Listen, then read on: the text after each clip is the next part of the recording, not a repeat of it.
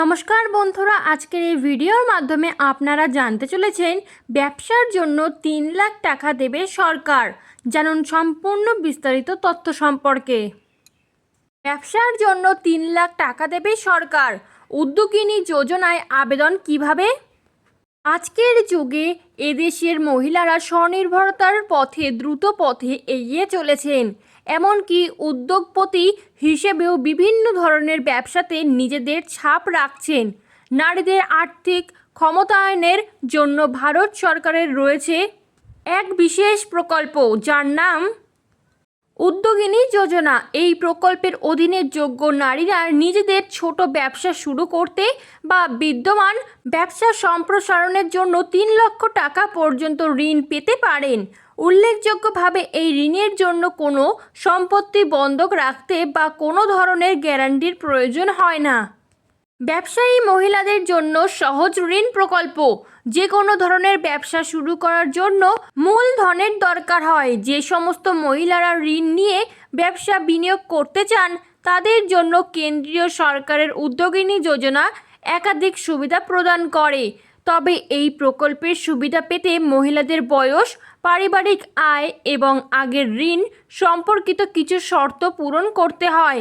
যোগ্য মহিলাদের সর্বোচ্চ 3 লক্ষ টাকা পর্যন্ত ঋণ দেওয়া হয়। উল্লেখ্য, এই ঋণের বিপরীতে কোনো সম্পত্তি বন্ধক রাখা বা কোনো গ্যারান্টার দেওয়া প্রয়োজন হয় না।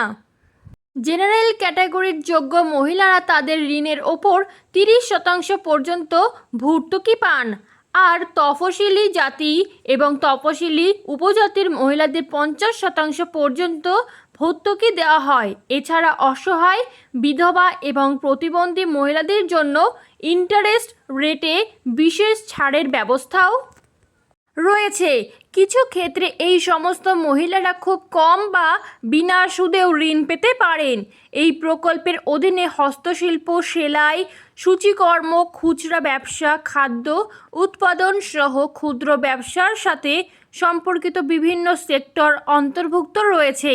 উদ্যোগিনী যোজনায় 88 ধরনের ক্ষুদ্র শিল্পের জন্য আর্থিক সহায়তা পাওয়া যায়। কারা পাবেন এই প্রকল্পের সুবিধা? শুধুমাত্র 18 থেকে 55 বছরের মহিলারা আবেদনকারীরাই উদ্যোগিনী প্রকল্পের সুবিধা পেতে পারেন।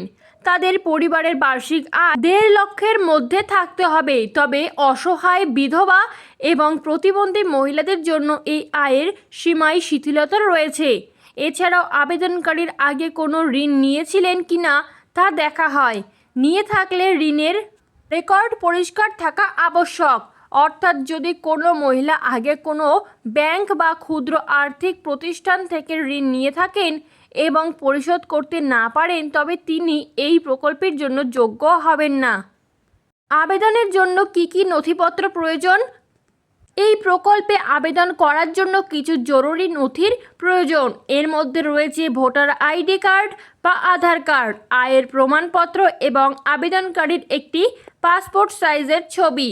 এছাড়াও যে ব্যবসার জন্য ঋণ নেওয়া হচ্ছে সেই ব্যবসার একটি সাধারণ প্রজেক্ট রিপোর্ট বা ব্যবসায়িক প্রতিবেদন জমা দিতে হতে পারে।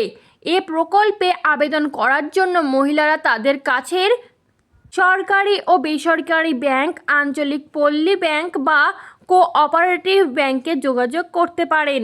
আবেদনপত্র ও অন্যান্য নথি পর্যালোচনা করে দেখার পর ব্যাংক ঋণের প্রক্রিয়া শুরু করবে।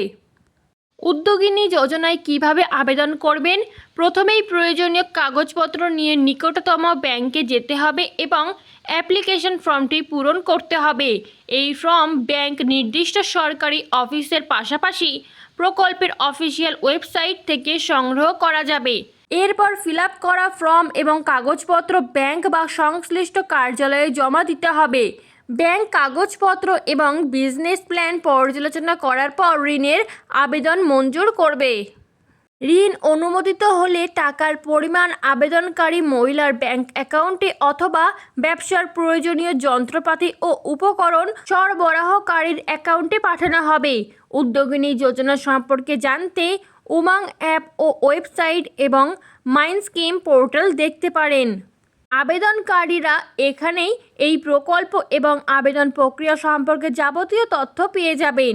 নিজের ছোট ব্যবসা শুরু করতে চান অথবা মূলধনের অভাব, তাহলে এই স্কিমে আবেদন করতে পারেন।